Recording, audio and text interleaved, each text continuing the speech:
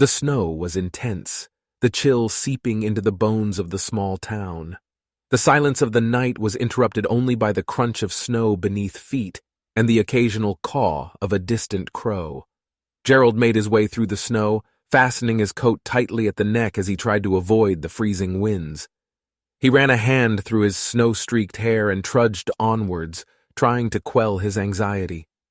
He had been walking for what felt like hours, but he knew it had only been a few minutes. He knew why he was here, but the thought of what he was about to do made his stomach churn. He had been dreading it for days, and he knew that if he was going to do it, he would have to do it now. He hadn't told anyone, and he had kept it hidden deep within his heart, but he was here now, and he was ready.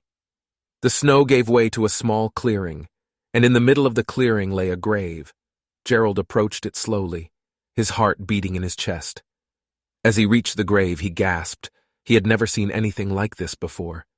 The sight of the eternal resting place made his heart swell with a mix of emotions.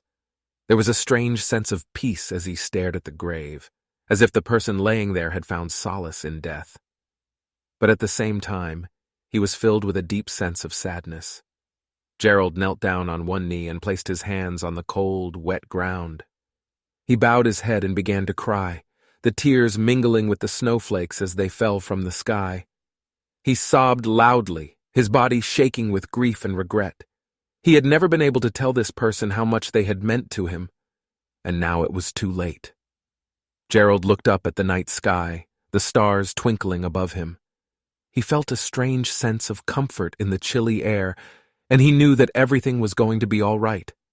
He knew that even though his loved one was gone, they would always be with him in spirit.